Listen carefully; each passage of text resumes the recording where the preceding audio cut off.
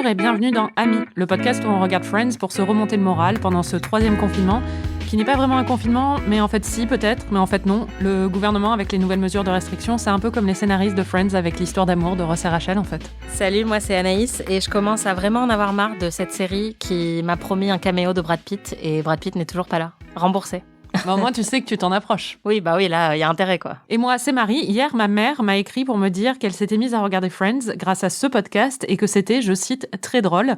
J'ai donc réussi à convertir 2 personnes de mon entourage à la sitcom. Je vais envoyer mon RIB à la Warner pour qu'ils me rémunèrent pour mes travaux de prosélytisme. J'en profite aussi pour faire un coucou à ma grand-mère qui a pu écouter un épisode du podcast et s'est remémorée avec nostalgie toutes les fois où on regardait Friends ensemble. Avec la fille un peu faux-folle qui jouait du banjo, c'est-à-dire Phoebe. Bisous mamé. Je voulais commencer par un petit point courrier des lecteurs.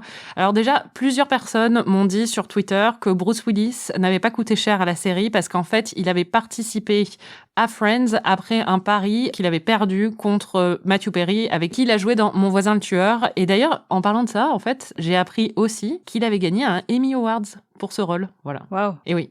Et l'autre chose qu'on nous a signalé sur Twitter, c'est que si vous googlez Friends et après Ross, il y a un petit canapé qui apparaît sous l'image de Ross à droite sur Google. Il faut cliquer dessus et ça dit pivot. On entend dire pivot et après la page pivote en même temps. Vous allez voir, c'est assez magique. Et en fait, oui, il y en a un pour chaque personnage, mais il y en a qui sont plus nazes que d'autres, quoi. Mais enfin bon, celui-là est très drôle. Excellent. Merci à vous pour tous vos messages.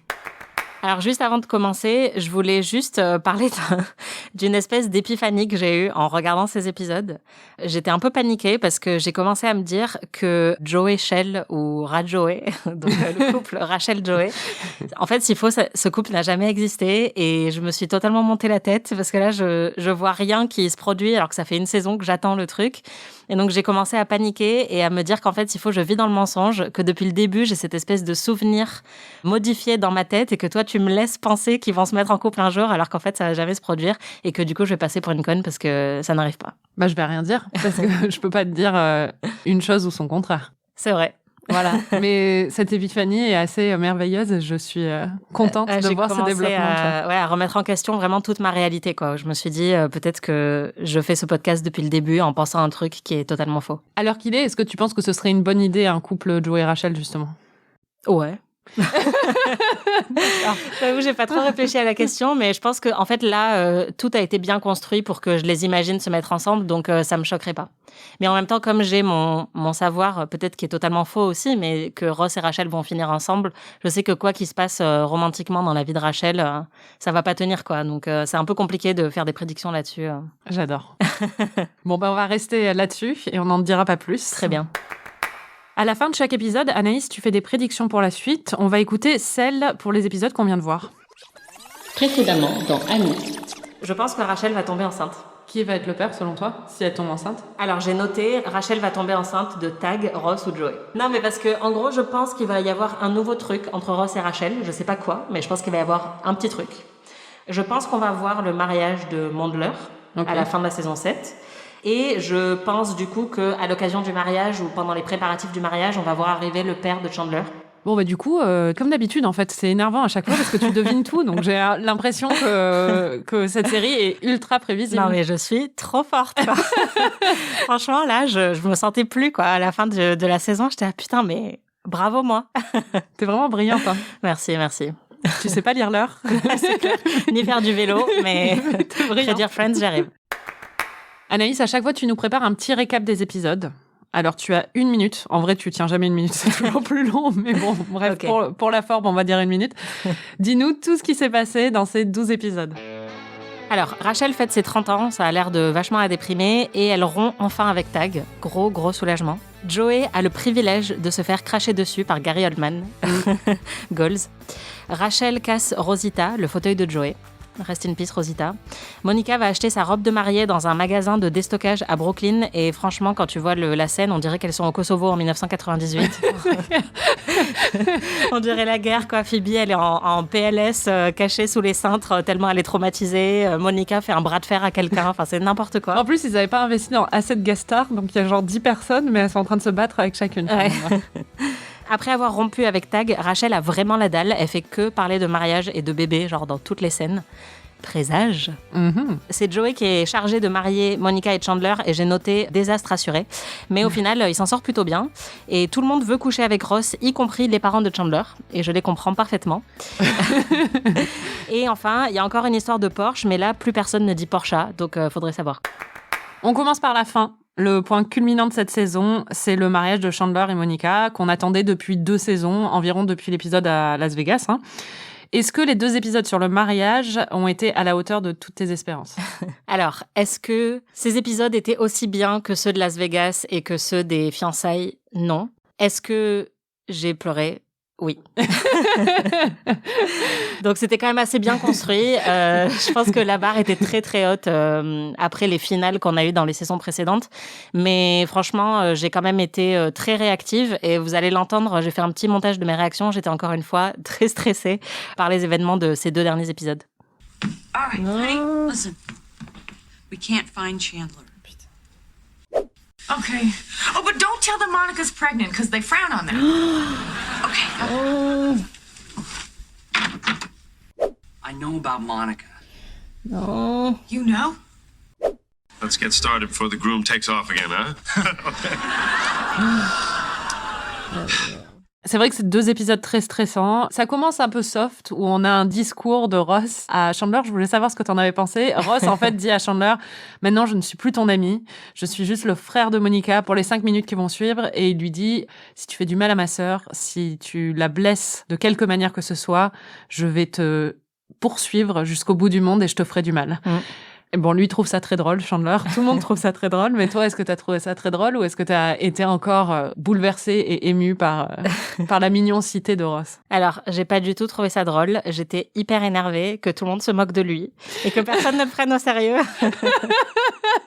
Moi, j'ai trouvé ça hyper touchant qu'il assume son rôle de grand frère et j'étais là, mais arrêtez de vous moquer de lui, quoi. Le pauvre. Je suis d'accord, moi aussi. Je trouvais, en plus, Il honnêtement, ils rigolent tous, mais il est beaucoup plus baraque que n'importe quel autre mec Bah oui, on est bien d'accord. Mais l'intrigue culminante de ces épisodes, c'est bien sûr la panique de Chandler qui, une fois qu'il entend le mot « les Bings » sur le répondeur de l'appartement qu'il partage avec Monica, panique totalement, se rend compte qu'il va devoir épouser Monica et comme dans sa famille, il a quand même un passé assez lourd au niveau des mariages qui ont été voués à l'échec, il ne se sent pas du tout à la hauteur et il disparaît. Qu'est-ce qui se passe ? Je crois que Chandler s'est tiré. Quoi ? Il a laissé ça. Dites à Monica que je suis désolée. Oh, c'est pas vrai. Dites à Monica que je suis désolée. T'as qu'à le lui dire toi-même. Et donc, la majorité des 2 épisodes sont passés à essayer de trouver Chandler et après à essayer de le convaincre qu'il est à la hauteur et qu'il peut se marier. Bon, c'était très stressant pour toi. Bah ouais, en fait, dès que j'ai vu Ross qui trouve le mot que Chandler a laissé en disant « Dites à Monica que je suis désolée », j'ai écrit « Putain, l'enfoiré, il nous a fait une burger, quoi ». Je sais pas si tu te souviens de Sex and the City. Bah, bien sûr. Où ce connard de burger laisse un post-it à Carrie en disant « I'm sorry, I can't, don't hate me ». Et toutes ces années plus tard, je lui en veux encore. Et donc là, je me suis dit, putain, Chandler, fais pas ça. Il a fait un mélange de Big et de Burger en plus, parce que Big lâche Carrie avant le mariage. Ouais. J'avoue que les enjeux, au final, étaient pas si élevés que ça, parce que je sais que Chandler et Monica vont finir ensemble. Donc je savais qu'à un moment, ça allait s'arranger. Mais c'est vrai que, en fait, ça faisait surtout beaucoup de peine de voir Monica qui ne sait pas tout ce qui est en train de se passer et qui panique quand on lui dit on a perdu le gilet de Chandler. Et là, mais vraiment, c'est le pire scénario imaginable. C'était très, très drôle, mais oui, très stressant. La cerise sur le gâteau, c'est la révélation finale. Phoebe a trouvé pendant l'épisode un test de grossesse dans la poubelle de Monica. Elle pense que c'est le test de grossesse de Monica. Rachel ne l'a contredit à aucun moment. Tout le monde pense donc que Monica est enceinte, jusqu'à Chandler qui apprend la nouvelle juste avant le mariage, qui le dit à Monica à l'hôtel en lui disant « Je sais pour le bébé, c'est super » ou je sais pas quoi. Et Monica lui dit « Mais quel bébé ? Je suis pas du tout enceinte ». Et là, il dit « Mais qui est enceinte ?» Et gros plan sur Rachel. Ouais. J'étais trop contente. Et d'ailleurs, dès que Phoebe a trouvé le test de grossesse dans la poubelle, je me suis enregistrée. Ok, donc là, Phoebe a trouvé un test de grossesse dans la salle de bain de Monica. Donc elle pense que c'est Monica qui est enceinte, mais je suis sûre que, évidemment, en fait, c'est Rachel qui est enceinte. Waouh, trop fort. J'étais trop excitée parce qu'en plus, je me souvenais que j'avais prédit ça. Et donc là, mais j'attendais tellement. Et le reveal à la fin, j'étais hyper contente. Vous allez entendre ma réaction. J'étais un peu insupportable. And I know about the baby. What baby? Our baby. We have a baby? Phoebe found your pregnancy test in the trash. I didn't take a pregnancy test. And who did? Look at them. Oh, and they're gonna have a baby.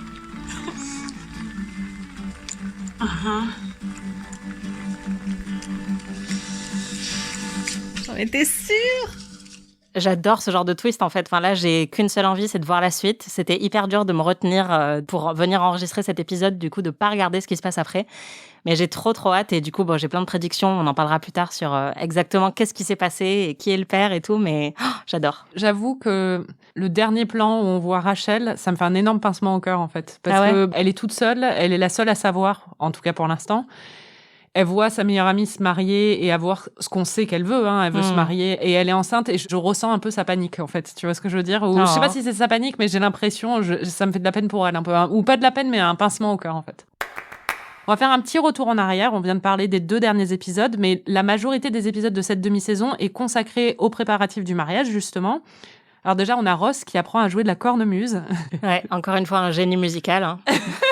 Tu as aimé? J'étais morte de rire. Ce moment était génial. Ça donne lieu à un de mes petits moments préférés dans Friends. Si vous regardez la fin de cet épisode, c'est l'épisode 15. Il y a Ross qui joue son morceau de cornemuse devant Chandler, Monica, Phoebe et Rachel. Et en fait, ils sont tous atterrés, sauf Phoebe, qui, comme d'habitude, comprend son génie musical et se met à chanter avec lui. Et en fait, on voit à côté de Phoebe, il y a Rachel, mais en fait, Jennifer Aniston, qui d'un coup, en fait, n'arrive pas à se retenir de rire. Et on sent que c'est plus Rachel, c'est Jennifer Aniston, en fait, qui est morte de rire devant Lisa Kudrow, qui est en train de chanter comme une neuneu avec la cornemuse. Et j'adore ce moment. Enfin, j'adore les petits moments où Si vous reconnaissez la chanson, chantez-la.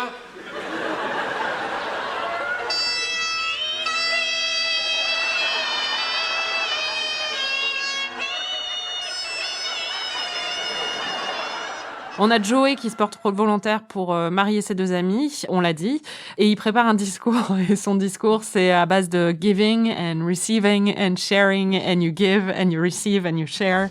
We are gathered here today on this joyous occasion to celebrate the special love that Monica and Chandler share. It is a love based on giving and receiving, as well as having and sharing. And the love that they give and have is shared and received. On aurait dit un peu mes exposés de CM2 quoi, quand tu dis selon la définition qui semble définir le fait qu'il faudrait définir peut-être la définition que tu te dis comment je vais tenir pendant 10 minutes. C'est un peu ça. CM2, t'es gentil, moi c'était ça à Sciences Po. Ça donne aussi l'occasion, ces préparatifs, de revenir sur l'origin story de Mondler, donc Monica et Chandler. Leur première fois, on voit leur première fois à Londres. On se rend compte que Monica voulait coucher avec Joey ce soir-là et pas avec Chandler.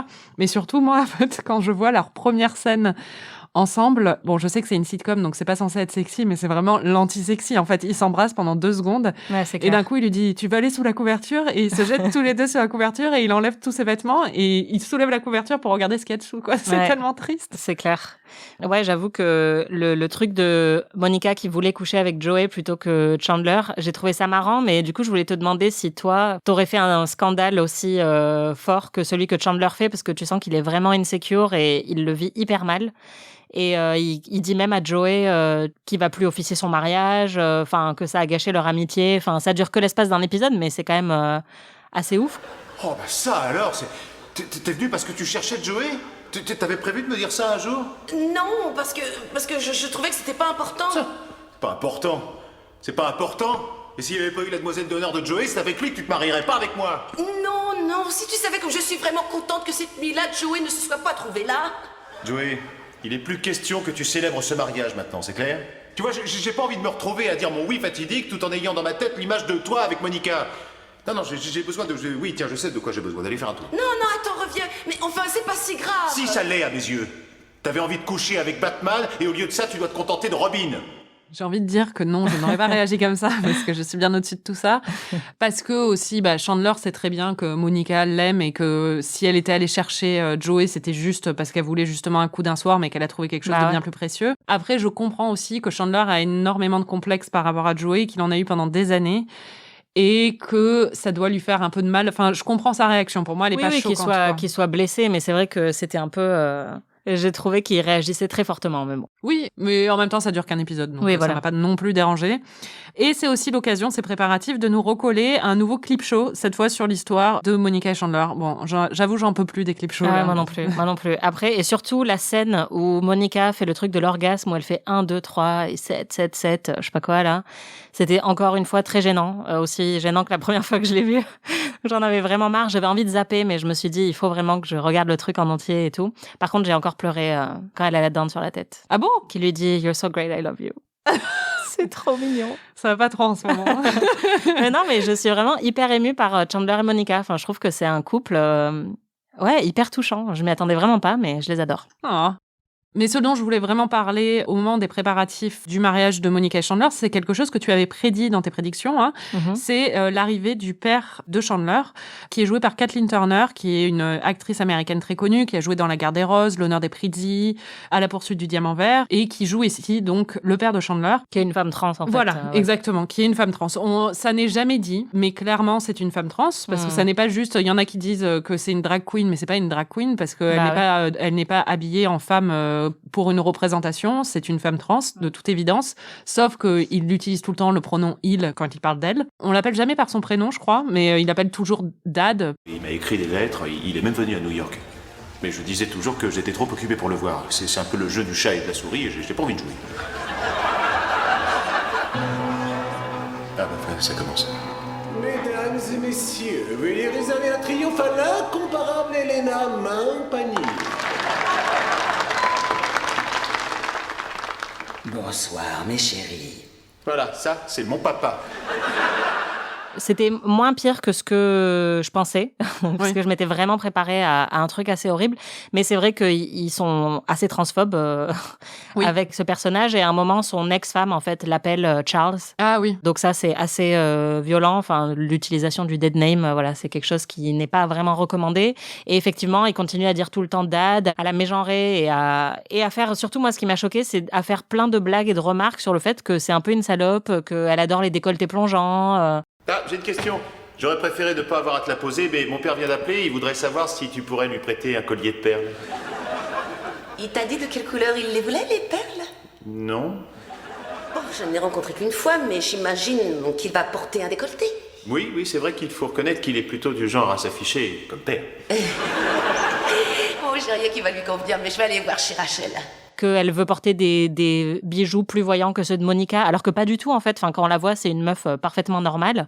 Mais il y a vraiment cette idée que dans leur tête, la manière dont le personnage est écrit, ça ressemble plus, en fait, à une drag queen ou à un cliché du travesti, en fait, quoi, qu'à une femme trans. Et du coup, quand on voit le personnage, ça correspond pas du tout à la manière dont Chandler l'a décrit depuis des années et des années. C'est ça, en fait, c'est pour moi le problème de cette intrigue et de ce personnage, c'est la façon dont Chandler en parle et les blagues qui tournent autour. Parce que le personnage en lui-même, moi je l'adore. Enfin, je trouve que c'est un super personnage, qu'elle est hyper attachante, qu'elle est marrante, qu'elle est émouvante. En revoyant ces épisodes où je me suis dit justement, elle est écrite de façon où en elle-même, dans son existence dans la série, il n'y a pas de problème en fait.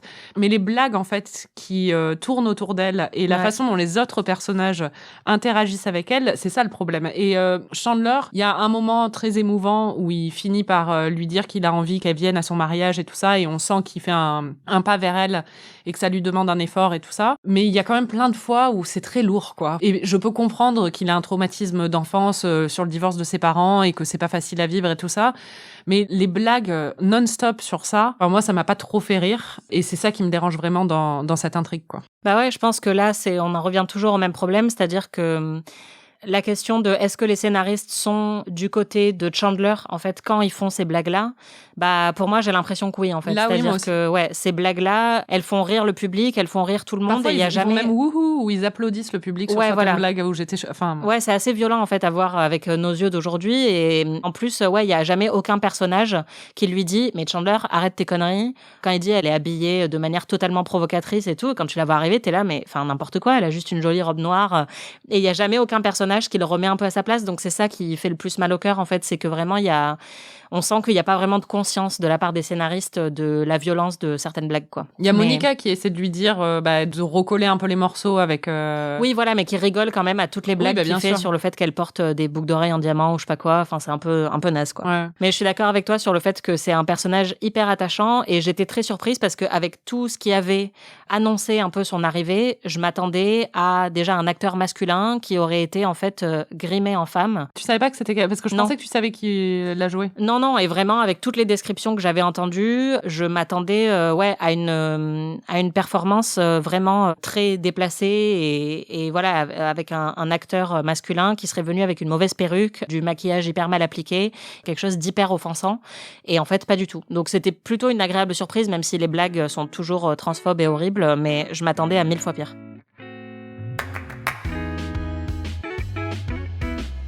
Alors, tu voulais que je te pose cette question. Je ne sais pas pourquoi, parce que tu n'as pas voulu en discuter avec moi avant. Mais est-ce qu'il y a un truc en particulier qui t'a marqué pendant cette fin de saison ? Oui. Avant.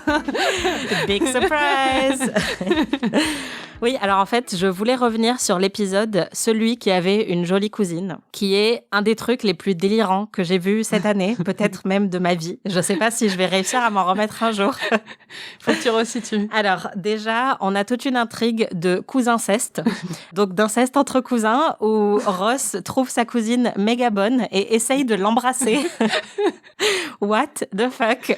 Elle est jouée par Denise Richards, qui, c'est vrai, est magnifique et a des cheveux incroyables. C'est vrai qu'elle est très belle, mais si c'était ma cousine, j'essaierais pas de la pécho, quoi. Oui, c'est un peu ma conclusion sur le sujet. Ça te fait réaliser qu'au final, Game of Thrones, en fait, c'était pas non plus si ouf que ça niveau inceste, quoi. Et ça t'a pas dégoûté de Ross, ça? Écoute, c'était compliqué. Franchement, là, c'est compliqué à gérer. Et puis, le pire, c'est que donc dans le même épisode, vraiment, j'étais pas prête. Non seulement on a du cousinceste, mais on a aussi Monica qui fabrique des prépuces en viande et en fourrure pour que Joey puisse enrouler son pénis dedans et faire croire qu'il n'est pas circoncis. C'est quoi cet épisode, en fait? C'est complètement taré. Je comprenais pas ce qui m'arrivait. Enfin, même Twin Peaks n'a jamais atteint ce niveau d'absurde. Je me suis demandé si je m'étais pas trompée de boîte de médicaments. Enfin, j'étais là, mais qu'est-ce qui se passe? Dis donc, c'est ravissant. Oui, hein. Alors celui-là est fait avec un champignon, et celui-ci est fait en sauce bolognaise. Et le cure-dent, c'est pourquoi? Le temps que la colle sèche. Ah, j'aime mieux ça. Bon, alors tout cela sont bien réalistes, mais périssables. Ah. Alors que, de ce côté-là, j'en ai fait un andin rose qui est très joli, mais si jamais il est humide, il y a de fortes chances qu'il suinte. Bon, on va peut-être tout de suite le virer. J'en ai fait un tout petit aussi en fourrure, mais je vais le garder pour moi. Il faut dire, moi, le truc qui m'impressionne avec cette intrigue, c'est qu'à aucun moment, il ne prononce le mot de prépuce ou de circoncis, mais on comprend tout ce qui se passe. Ouais, les mots ne sont jamais prononcés parce que c'était à une heure de grande écoute aux États-Unis. Ouais. Donc, c'était hors de question. Donc, à mon avis, les enfants ne comprennent pas du tout ce qui se passe, mais tous les adultes comprennent, quoi. C'est la question que j'avais pour toi, en fait. C'est est-ce que tu te souviens d'avoir vu cet épisode quand t'étais jeune et est-ce que t'as compris? Parce que vraiment, quand elle dit c'est comme se faire pousser un col roulé. Je l'ai vu quand j'étais jeune, c'est sûr, mais ça m'a pas marqué plus que ça. Donc, je pense pas que j'ai compris, quoi. Ouais. Parce que pour resituer, en fait, Joey doit jouer dans un film où il joue un Italien à l'époque, au 19e siècle, qui est dans une relation avec une jeune femme juive, et du coup, il doit ne pas être circoncis, ce qui n'est pas le cas de Joey et de la plupart des Américains de sa génération. Et donc, elle lui fabrique, et à la fin, il y a le petit bout de viande qui tombe devant... Ouais, non, mais vraiment, alors, je vous propose d'écouter ma réaction sur le prépuce, mais vraiment, je savais pas ce qu'il est en train de se passer. That's me. 100% natural.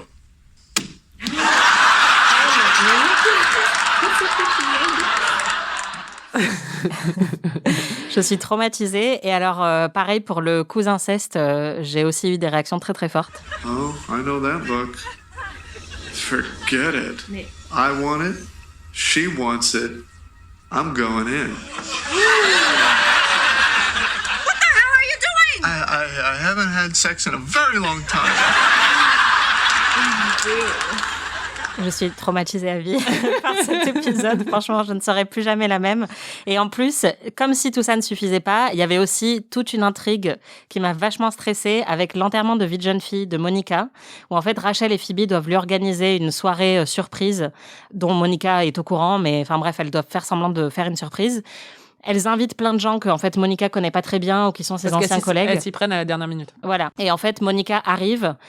Le salon est vide et elles lui disent désolé, enfin on a mis tellement de temps à te faire venir ici que tout le monde est déjà reparti et là elle leur dit mais c'est pas grave, je m'en fous parce qu'au final j'aime pas du tout ces gens-là. Et en fait là on se rend compte que c'est une surprise et qu'ils sont tous cachés derrière les canapés. J'ai trouvé ça excellent, mais je vous propose d'écouter ma réaction. En fait j'ai physiquement rougi pendant cette scène tellement j'étais embarrassée pour elle. C'était horrible. No, what you did, that was really sweet. And it kind of works out for the best. Well, now I get to spend my shower with the only people I really love. I mean, and I get all those presents without having to talk to a bunch of people I don't even like.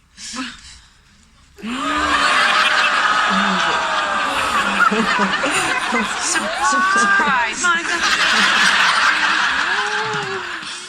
J'avoue, j'ai pas revu cette scène, je l'ai sautée parce que je peux vrai pas. Je peux pas, c'est trop non, mais on gênant. est d'accord. Non, mais franchement, j'ai perdu 15 ans d'espérance de vie avec cet épisode. J'étais trop stressée. Mais t'as fait rire quand même. Ah, mais oui, non, mais c'est génial. Franchement, je pense que c'est un de mes épisodes préférés. Mais je m'en remettrai jamais. Déjà, dès que tu compares ça à Twin Peaks, ça veut dire que ça atteint des niveaux. C'est du gros niveau, c'est du gros niveau. Je voulais faire un petit point guest star parce que alors là, il y en a beaucoup, il y a du gros level. Pendant toute la demi-saison, on va commencer avec Jason Alexander, qui jouait George Constanza dans Seinfeld et qui ici joue un employé de bureau suicidaire que Phoebe appelle pour lui vendre de l'encre à imprimante. Et à un moment, il y a cet échange absolument génial entre les deux. Why do you want to kill yourself? I've been working for 10 years now at this meaningless, dead-end job, and nobody here even knows that I exist. Chandler? I'm sorry? Pour expliquer pourquoi il voulait se suicider, il dit à Phoebe, ça fait 10 ans que je travaille dans ce boulot hyper ingrat et personne ne sait que j'existe. Et Phoebe lui répond, Chandler? Et Jason Alexander est juste exceptionnel dedans. Ouais, il est trop choupi. Et moi, ce qui m'a fait mourir de rire, c'est quand il regarde sa to-do list sur le mur et qu'il y a écrit « Kill self », se tuer. Franchement, j'ai pris un screenshot. Je me suis dit, c'est tellement parfait pour la pandémie, quoi. C'est clair. Donc, j'étais très contente de le voir. Il y a une deuxième guest star, c'est Gabrielle Union, qui est dans un peu toutes les séries et tous les films de l'histoire, un peu. C'est clair. Et qui n'a jamais pris un coup de vieux ces 20 dernières années. Et qui joue une fille qui aménage dans le quartier des amis et que Joey et Ross vont draguer. Et ils vont tous les deux avoir une date avec elle et après ils vont être en compétition. Donc ça dure qu'un seul épisode.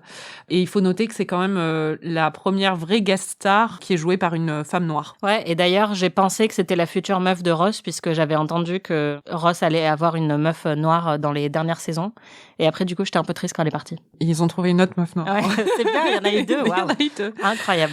Passons à Susan Sarandon. Queen. Ouais, incroyable, qui joue une actrice de soap opéra que Joey remplace parce qu'il va avoir une greffe de cerveau et récupérer son cerveau. Voilà. Le cerveau de son personnage. Franchement, elle est géniale, mais bon, de toute façon, elle peut faire n'importe quoi. Et son shtick, c'est qu'elle donne des baffes à tout le monde et que Monica veut qu'elle lui refile une baffe. Mais du coup, elle a une liaison avec Joey. Et moi, j'ai trouvé ça pas mal. J'aurais aimé qu'ils aient un truc plus long. Ouais, moi aussi, je les voyais très très bien ensemble. Il y a aussi Scott Adsit qui est vraiment là pendant très très très peu de temps. Et au moment du prépuce. Voilà, pendant le moment où le prépuce tombe du pénis de Joey. Donc c'était compliqué. J'ai pas tout de suite fait gaffe au fait que c'était Scott Adsit, mais c'est un mec qui a joué dans plein de trucs. En fait, il a joué dans Monk. Enfin, c'est un peu un acteur qu'on voit dans tout. Il a trop une bonne bouille, donc j'étais contente de le voir, même si maintenant je vais l'associer à un prépuce pour toujours. Alors, c'est marrant parce que quand je t'avais demandé il y a quelques semaines de prédire qui pourrait jouer la sœur de Jennifer Aniston, tu m'avais dit Winona Ryder. Et je n'avais rien dit. Mais là, il y a Winona Ryder qui joue une ancienne copine de Rachel, avec qui elle était dans sa sororité et qu'elle avait embrassée lors d'une soirée arrosée. Et c'est un peu le sujet de tout l'épisode. Alors, qu'est-ce que t'as pensé de ce caméo et de cette intrigue? J'étais très contente. Déjà, en fait, quand j'ai lancé l'épisode, comme tu sais, souvent on voit un peu un screenshot de l'épisode sur Netflix quand on le lance. Le screenshot qu'ils ont choisi, c'est Rachel qui embrasse Winona Ryder. Et j'ai pas vu que c'était Winona Ryder, mais j'étais là, Rachel embrasse quelqu'un dans cet épisode, embrasse une meuf. Donc j'étais très satisfaite par les bisexual vibes de cet épisode, très très forte. J'ai trouvé le personnage de Winona Ryder pas terrible, enfin j'étais un peu déçue parce que je l'adore. Je sais pas, j'ai trouvé que c'était un peu dommage qu'elle soit au final là pendant pas très longtemps et que son personnage est un peu agaçant en fait. Oui, bah ouais. Mais ouais. Mais Winona Ryder quoi, quelle femme. Et à la fin quand Phoebe embrasse Rachel pour voir... Ouais voilà, mais j'étais trop contente parce que vraiment j'étais putain, mais surtout que Phoebe dans l'épisode d'avant était aussi très émoustillée par la cousine de Ross. Oui. Donc vraiment, et j'avais noté, je suis sûre que Phoebe est bi, parce que vraiment s'il devait y en avoir un personnage dans la série qui est bi, c'est Phoebe quoi. Et vraiment, voilà, Phoebe. Donc encore une raison de m'identifier un peu plus à elle, je l'aime trop. Magnifique. Et pour finir, on finit en beauté avec... en beauté. Je sais pas. En beauté. Voilà. Avec Gary Oldman, qui joue un acteur qui postillonne sur Joey. Voilà. Ouais, on a un petit extrait de ma réaction, je crois, sur Gary Oldman. Joey Tribbiani? This is Richard Crosby. He's playing Vincent. I'm doing my scenes with you? Nice to meet you, Joey. Oh, I can't believe this. This is incredible. I mean, you just won an Oscar. Anaïs, comme on le sait tous désormais, tu avais regardé quelques épisodes de Friends à l'adolescence et tu nous as réservé aujourd'hui une petite surprise. Ouais, donc j'ai parlé à une des amies avec qui je regardais Friends contre mon gré à l'époque du collège. C'est mon amie Eva, qui est une de mes plus vieilles amies. Et en fait, elle m'a appelée récemment pour me dire qu'elle adorait le podcast. Et donc, quand on a commencé à discuter, je me suis rendu compte qu'elle avait plein de souvenirs de cette époque et de à quel point je tirais la gueule en regardant Friends. Donc, je me suis dit que ce serait sympa d'avoir un peu son vécu par rapport à cette période traumatisante. Est-ce que tu peux, pour nos auditeurs, décrire la Anaïs de 12 ans pour que les gens comprennent un peu mieux le contexte et pourquoi Friends me plaisait pas, à ton avis, quoi? Quand on s'est rencontrés, tu mettais des buffalo noirs avec des flammes rouges. T'étais passionnée par la lecture et par Stephen King. Donc je pense que Stephen King et Friends sont à 1000 années-lumière l'un de l'autre. Et je pense que Stephen King était trop présent pour toi pour que Ross puisse avoir un intérêt pour toi à cette époque. Je sais que tu venais chez moi pour regarder des films d'horreur en cachette de ta mère, parce qu'elle voulait pas qu'on regarde Le Silence des agneaux. Enfin, tu vois, on était plus dans la découverte aussi de la musique rock, quoi. Qui est quand même un truc plus d'un cri de révolte, tu vois, que d'un petit truc dans un appartement new-yorkais avec du coup un humour qui était un petit peu pas celui cynique et sarcastique auquel tu prétendais, quoi. Alors qu'en fait, Friends, une fois que je la regarde, je trouve ça vraiment vraiment marrant. Mais c'est vrai que instinctivement, je sais pas pourquoi, je me disais non merci, quoi. Tu nous disais non aussi. Ouais. non, on va pas regarder ça. Je revois encore ton regard, tu vois, sur le canapé, ton regard blasé, genre de truc, genre on va vraiment regarder Friends. Mais je sais pertinemment que tu n'aimais pas Friends, quoi. Et que tu le regardais, mais tu y étais forcé. Et d'ailleurs, on n'a pas souvent répété le truc, quoi. Oui, parce que du coup, pour resituer, toi, en gros, à l'époque, t'aimais bien Friends, et du coup, tu fais partie de ces gens qui m'ont fait regarder Friends, genre quand je venais prendre le goûter chez toi. En fait, je trouve que c'est presque anxiolytique. Ça met vraiment tes problèmes de côté, quoi. Ouais. Après, je sais que c'est un humour auquel t'es pas du tout sensible, et ça m'a vraiment étonnée quand on s'est appelé la première fois et que je t'ai dit non mais c'est vraiment vrai que t'aimes vraiment Friends. Tu pensais que je faisais semblant? Mais en fait, non, mais je pense que tu fais toujours semblant. je suis désolée.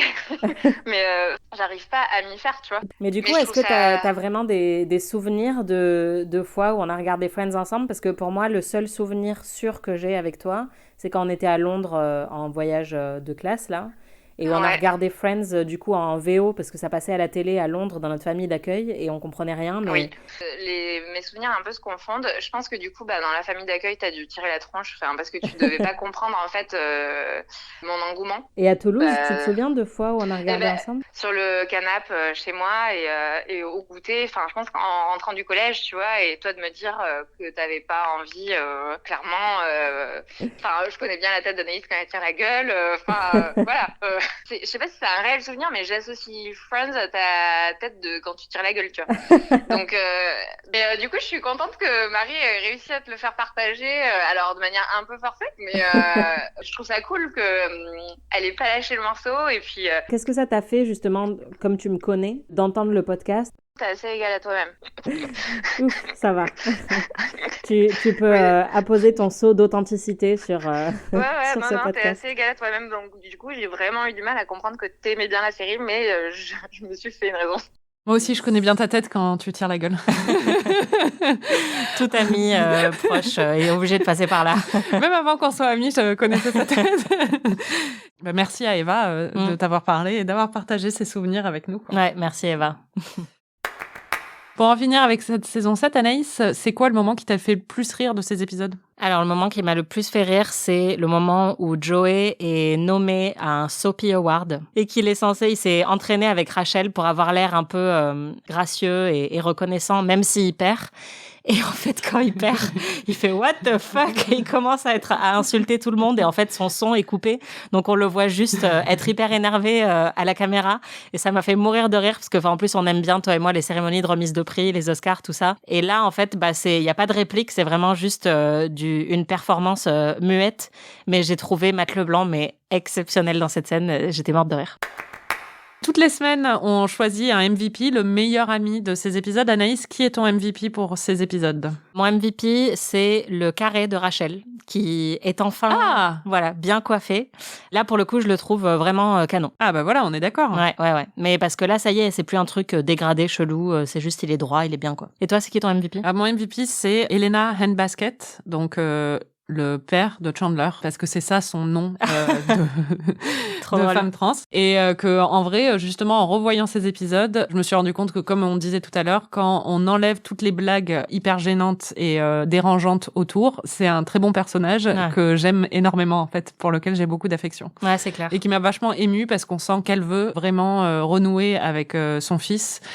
Et qu'elle est très touchée quand son fils fait un pas vers elle. Donc, et en même temps, elle est hyper marrante et assez fabuleuse. Donc, je suis d'accord. Et qui est le plus gros loser pour toi ? J'ai pas de loser. Je suis généreuse aujourd'hui. Voilà, j'aime tout le monde.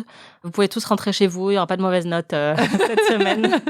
Tout va bien. Oh, t'es très bisounours cette semaine. T'as vu ? Et toi, t'as un loser ? Non. Ok. Bon voilà, on est toutes les deux très bisounours. On passe aux prédictions, Anaïs. Qu'est-ce que tu penses ? Alors là, c'est très excitant parce c'est clair. Oulala, c'est clair. Il va se passer peut-être des choses, mais en tout cas, on part sur un gros cliffhanger avec l'annonce de la grossesse de Rachel. Alors moi, je veux savoir, que penses-tu qu'il va se passer ? Et encore une fois, je porte un masque, donc je vais avoir la plus grande poker face possible. Alors, c'est hyper dur et franchement, là, il y a beaucoup de chances que je me trompe, mais au moment où tout ça s'est passé, moi, ce que j'ai noté, c'est que je pense que Rachel a couché avec Joey sans qu'on le sache, un peu comme quand Monica et Chandler ont couché ensemble la première fois, et que du coup, on va apprendre qu'ils ont couché ensemble au même moment où on apprend, où les autres personnages apprennent sa grossesse. Ok. Qu'il va y avoir un flashback qui va nous montrer que genre sur une erreur, un soir, je sais pas, ils étaient bourrés tous les deux, parce qu'ils sont quand même hyper proches, ils sont très mignons tous les deux, ils vivent ensemble. Il y a eu un moment où ils ont couché ensemble, et voilà. Parce que je me suis dit, de toute façon, le père, c'est soit Tag, soit Joey. Mais je préférerais que ce soit Joey, juste parce que j'aime bien l'idée que même si elle finit avec Ross, que c'est un peu une famille, en fait, ce groupe aussi, et que du coup, si Joey est le père de l'enfant de Rachel, et que du coup, il l'aide aussi à l'élever, je vois que tu souris derrière ton masque, que ça créera une espèce de famille, quoi, de famille agrandie, et je trouverais ça hyper beau. Donc, j'espère que c'est Joey plutôt que Tag, parce que Tag, c'est bon, quoi. J'ai vraiment pas envie de le revoir, mais j'espère que c'est pas ça. Ok, et pour le reste ? Je pense que dans les 12 prochains épisodes, les autres personnages vont découvrir la grossesse de Rachel. Je pense pas qu'elle va le garder secret. De toute façon, elle pourrait pas, parce que c'est sur 6 mois. Donc voilà, c'est ça. Mais parfois, tu sais, il y a un peu des timelines accélérées, mais là, je pense qu'effectivement, ils vont le découvrir assez tôt. Je ne pense pas que Brad Pitt sera là dans les 12 prochains épisodes. Elle a une poker face, c'est horrible, je peux pas savoir. Et voilà, je pense que c'est déjà pas mal, non ? Je sais pas si je pense pas que Brad Pitt sera là, parce que c'est un peu le truc, c'est comme quand moi, je voulais avoir une bonne note au bac et je me disais, je vais avoir une très mauvaise note parce que je voulais me préparer au pire pour, tu vois. Non, c'est pas ça, c'est juste que là, je pense que ça va être déjà très chargé en termes de relation pour Rachel. Et après, peut-être que Brad Pitt, dans ma tête, j'ai toujours pensé que le personnage de Brad Pitt a un fling avec Rachel dans la série. Donc je me dis, là, ça ferait beaucoup si elle est enceinte de quelqu'un qui n'est pas Brad Pitt, mais qui est genre Joey ou Tag, qu'elle a aussi Ross qui est toujours un peu dans un coin, et qu'en plus il y a Brad Pitt, ça fait beaucoup là dans la même timeline, quoi. Donc je me dis que c'est peut-être à un autre moment que Brad Pitt va arriver. Voilà, c'est un peu ma réflexion derrière tout ça. Mais voilà, je prédis que, comme j'ai déjà dit la dernière fois, que Joey va proposer à Rachel quand elle sera dans un lit d'hôpital enceinte. C'est basé sur un souvenir possiblement imaginé. Enfin, c'est ce que tu penses en tout cas en ce moment, parce que c'est ta peur. Ouais, voilà. Mais donc en tout cas que Joey va se rapprocher de Rachel. Je prédis qu'ils vont se mettre ensemble pendant au moins un petit peu de temps, mais peut-être pas. Là, je suis dans le doute total, donc je sais plus quoi penser. Eh bien, écoute, merci pour toutes ces prédictions. T'as l'air très contente, donc je pense que ça veut dire que je me suis plantée parce que... On va voir. Merci de nous avoir écoutés. Merci Anaïs. Merci Marie. Vous pouvez retrouver tous les épisodes d'Amis sur slate.fr ou votre plateforme de podcast préférée. Notre prochain épisode couvrira la première moitié de la saison 8 jusqu'à l'épisode 12. N'hésitez pas à suivre la série en même temps que nous et à partager vos impressions sur les réseaux sociaux. Et si vous êtes fan de séries, vous pouvez aussi écouter notre podcast PIC TV où on analyse l'actualité des séries. D'ailleurs, le dernier épisode en date est sur une autre série de la même époque que Friends, Charmed. Donc c'est vrai. Tous les fans de Charmed. Comme Friends, il y a Charmed. Voilà. Vous pouvez écouter PIC TV. Si vous avez aimé cet épisode, vous pouvez nous laisser 5 étoiles et un petit commentaire, ou vous pouvez nous hyper auprès de tous vos amis. Et big up à la personne qui nous a laissé 3 étoiles sur Apple Podcast parce qu'on est trop féministe. Voilà, on va continuer à l'être. On se retrouve la semaine prochaine pour de nouvelles aventures. Salut! Amis est un podcast produit par Slate.fr sous la direction de Christophe Caron et Benjamin Ours avec Aurélie Rodriguez.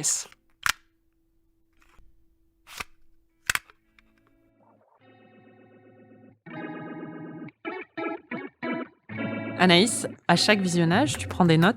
Tout à fait. Et elles sont toujours très très drôles. Peux-tu partager les notes de ce visionnage ? Ouais. S'il te plaît. Alors déjà, il y en a une qui est pas forcément très drôle, mais j'ai pu enfin retrouver qui joue Tag parce que ça me préoccupait. Ouais. Voilà. Et en fait, c'est Eddie Cahill qui joue le mec B dans Sex and the City. Ah oui, c'est vrai. Ouais, oui, d'accord, voilà. ok. Tout c'est clair. J'ai noté aussi que Phoebe propose d'être 2 fois plus bourrée que Monica pour détourner l'attention parce que Monica est beaucoup trop bourrée à son anniversaire. Et ça, c'est vraiment une très très bonne amie, quoi. Rachel prévoit d'avoir son premier enfant à 35 ans. Non mais Rachel, son plan de vie, c'est un peu le mien, tu vois. Donc... bah ouais, mais du coup, ça me fait marrer parce que tout le monde dit il faut que j'ai mon premier enfant, enfin tu vois, genre là maintenant, alors que j'ai 29 ans ou 30 ans. En fait, ça va, chill, quoi. Il y a un moment où Phoebe dit que pour ses 30 ans, elle voulait avoir eu le meilleur baiser avant ses 30 ans, ça lui est pas arrivé, elle repart chez elle, elle est hyper triste et en fait Joey la poursuit dans la rue et lui dit attends, ferme les yeux. Et là j'étais trop émue et en fait il l'embrasse et elle est totalement sous le charme évidemment parce qu'apparemment il l'embrasse très bien. Et donc j'ai noté déjà petit 1, trop mignon, petit 2, hyper sexy. Ross conduit comme moi, très prudemment. Il prend quand même un PV parce qu'il conduit trop lentement. Je me suis vachement identifiée à lui. Personne dans le groupe ne sait qui était l'ennemi des États-Unis pendant la Première Guerre mondiale. Oui, ça, c'est un peu la honte. Ils ont dit le Mexique. C'est clair. À un moment, ils font un truc avec la voiture de Ross où ils font lift and slide. Et j'ai noté, ils essayent vraiment de reproduire Pivot, mais franchement, ça marche pas aussi bien. Et un autre moment aussi où Rachel fait exactement la même blague qu'ils avaient fait il y a plusieurs saisons où il lui demande How did you get over that teacher? Et elle répond I got under him. Ouais. Donc là, ils ont carrément recyclé une blague. Bravo. Hein. Ah bon, ils avaient fait cette blague déjà? Bah oui, quand Ross dit When were you under me? C'est vrai, ouais. Je m'identifie beaucoup à Ned, l'élève de Ross qui lui dit qu'il est amoureux de lui. J'adore Rachel avec Joey, elle est tellement patiente avec lui. Enfin, vraiment, je les ship un peu maintenant, j'avoue. Oh. Et alors là, c'est vraiment la honte. Quand la mère de Chandler arrive, j'ai écrit dans mes notes Rosanna Arquette, elle était hyper jeune à l'époque et en fait, c'est pas du tout Rosanna Arquette qui la joue. Donc je m'excuse vraiment à Rosanna Arquette d'avoir cru que c'était elle parce que c'est pas elle. Voilà. Très bien. Merci Anaïs. Merci Marie.